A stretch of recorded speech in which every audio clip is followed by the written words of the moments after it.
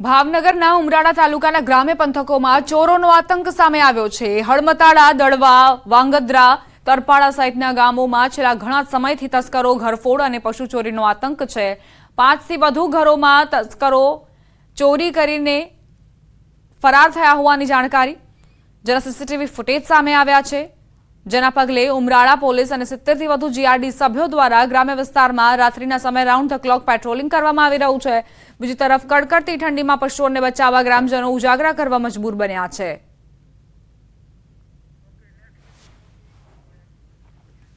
મોરબી જિલ્લાના હળવદમાં machine cable ચોરાયા હતા।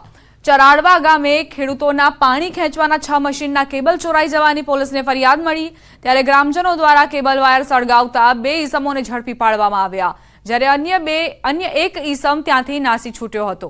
3 ઈસમો ચરાડવા ગામ નજીક આવેલ ડમ્પિંગ સાઇટ પર કેબલ વાયર સળગાવી રહ્યા હતા। સફાઈ કામદારોનું ધ્યાન જતા પોલીસ તેમજ સ્થાનિકોને જાણ કરી હતી। બંને ઈસમોને પોલીસને સોંપવામાં આવ્યા। વાયર ક્યાંથી ચોર્યા હતા અને શા માટે તેનો નાશ કરવા આવ્યા તે અંગે પૂછપરછ હાથ ધરાઈ।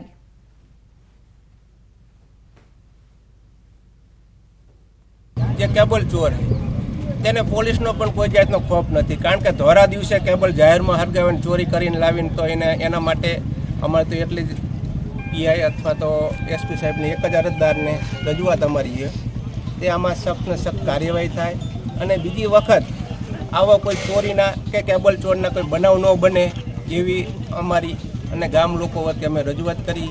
ચરાડવા મોહન સાપડી સામે મુદ્દામાલ હરગાવતા હતા મેન રોડ ઉપર, અમે પકડ્યા અત્યારે ગ્રામજનોએ બધાએ, પણ તો અહીંયા લગભગ 1.5 કલાક અમે મહેનત કરી, ત્યારે સાહેબ પોલીસવાળાને તો હળવદ પોલીસ તો આવ્યા જ નથી, અહીંયાથી પોલીસ જમાદાર જે હોય એની ચાલુ ગાડી લઈને આવ્યા છે બરાબર। અત્યારે બાકી નકર 1.5 કલાક થાય, હળવદથી 10 મિનિટનો રસ્તો હોય એટલે એટલું પેટ્રોલિંગ પોલીસ ખાતાનું કાચું કહેવાય।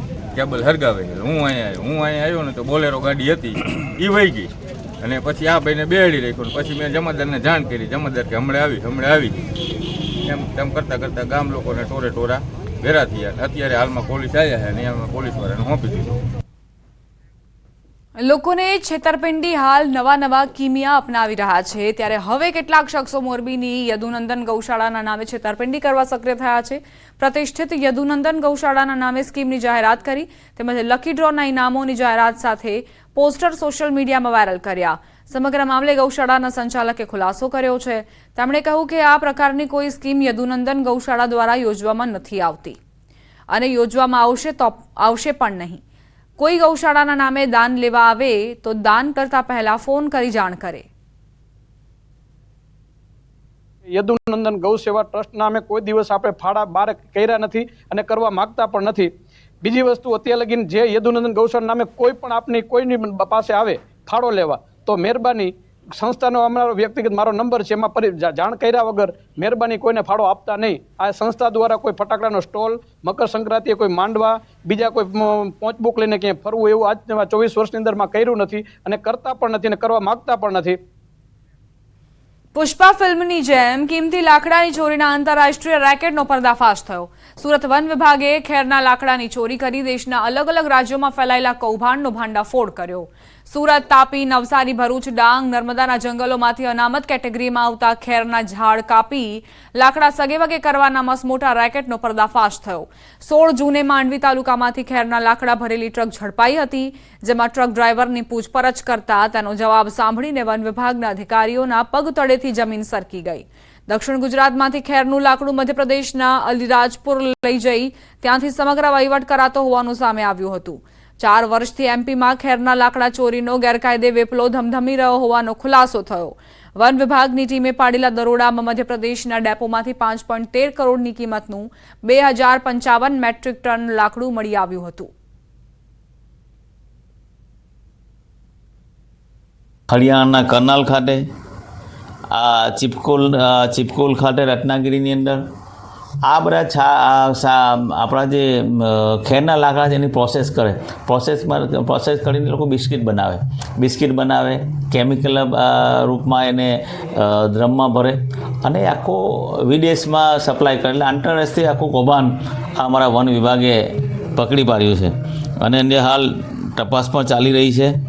લગભગ 4 જેટલા આરોપીઓ પકડાઈ ચૂક્યા છે। આંતરરાષ્ટ્રીય ખેર લાકડાની હેરાફેરીને લઈ ગુજરાત સહિત મહારાષ્ટ્ર, પંજાબ, હરિયાણા, દિલ્હીમાં અલગ અલગ જગ્યાએ રેડ કરવામાં આવી, જેમાં અલીરાજપુર અને અક્કલકુવા વચ્ચે થયેલા નાણાકીય વ્યવહારના 4 કરોડથી વધુના ટર્નઓવરનું લિસ્ટ મળી આવ્યું. હવાલા કૌભાંડની આશંકાને લઈ ઈડીએ પણ અલગ અલગ જગ્યાએ દરોડા પાડતા મોટા રેકેટનો ખુલાસો થયો. કાથો બનાવતી ફેક્ટરીમાંથી લાકડાના બિસ્કીટો બનાવી વિદેશની માર્કેટમાં સપ્લાય થતા હોવાનું સામે આવ્યું. હાલ આ મામલે પોલીસે 4 થી વધુ આરોપીઓને ઝડપી લીધા છે, જ્યારે અન્ય આરોપીઓની શોધખોળ શરૂ છે. 4 વર્ષમાં લાકડા ચોરીએ કરોડો રૂપિયાની કિંમતના ખેરના લાકડા કાપી બારોબાર લાકડા વેચી દીધા હોવાની આશંકા વ્યક્ત કરાઈ રહી છે. લાકડા ચોરોએ 4 વર્ષમાં કેટલું લાકડું વેચ્યું તેનો તાગ મેળવવાની દિશામાં તપાસ ચાલી રહી છે.